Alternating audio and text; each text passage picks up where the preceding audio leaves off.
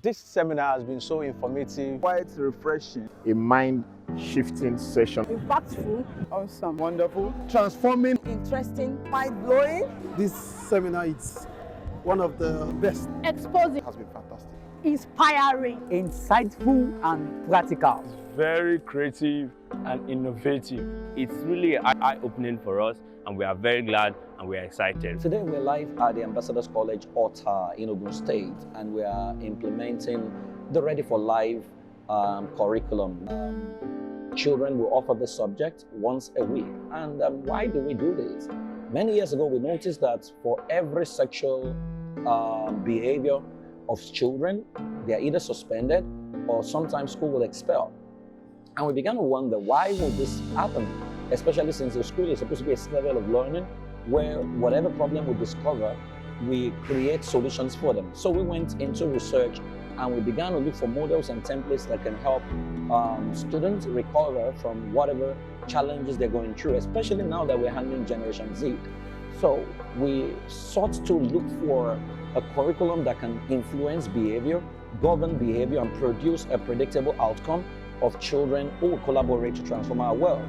And that was what gave birth to Ready for Life curriculum. It's an entire curriculum that you run every time across every session, specifically from JSS 1 to SS3. Now, I'm excited that Ambassador School is the first school to implement this curriculum. I mean, we had done something for them about 11 years ago for their primary school, and which has endured over time. Preschool where I grew, did it in the first time, it was fine. And we have not heard that he has backslided.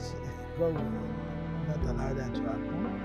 And the first one they did was done very well. So, if somebody has performed very well sometimes, then you have to give the fellow the second chance. And generally, we felt that what he did then, what you people did then, was very, very effective on the students.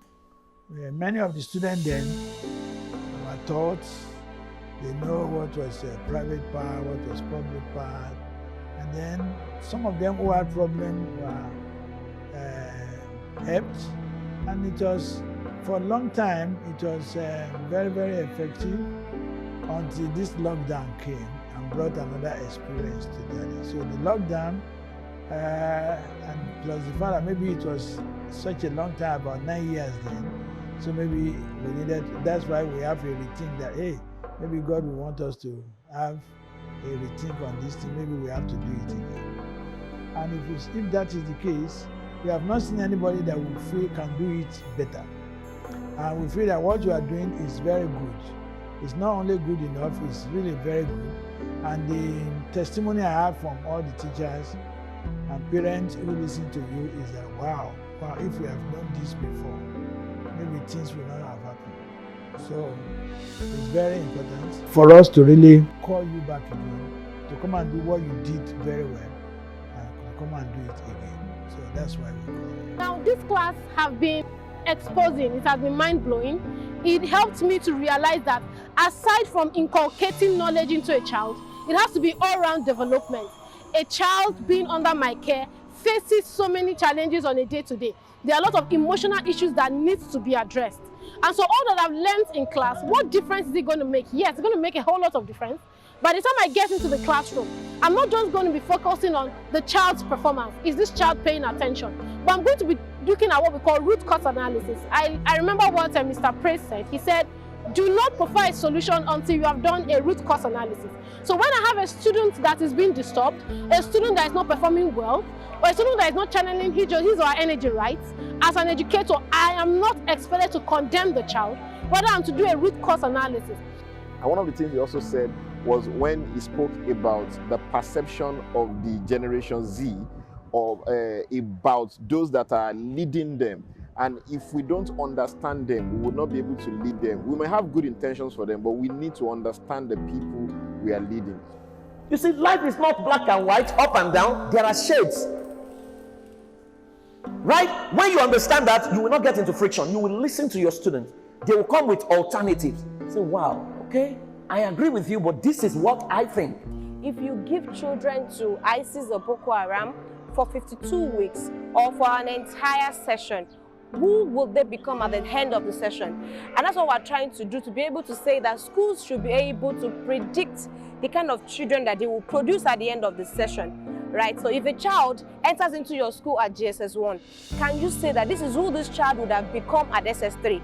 And that's what this curriculum is doing. And we're here today to train the teachers on how they can deploy this curriculum, and we're able to achieve the end result of all the children coming out of this school to become saviors. The content of the Ready for Life curriculum is so rich to the extent that it will help the child from JS1 to SS3. We also have for the primary school, preparing them for the next level of their life, and by the time they get to SS3, they are set to face the world at large. And we are having so much fun with these teachers.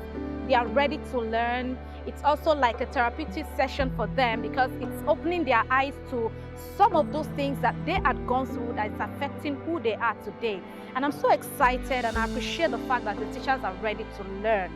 Then the fourth level is what we call the Play Therapy Certification Program, where we now certify school counselors on how to respond to addictive behavior and all kinds of behaviors that children put on. You no longer have to send them home when you can actually provide solutions. And I'm excited at the report we're getting already.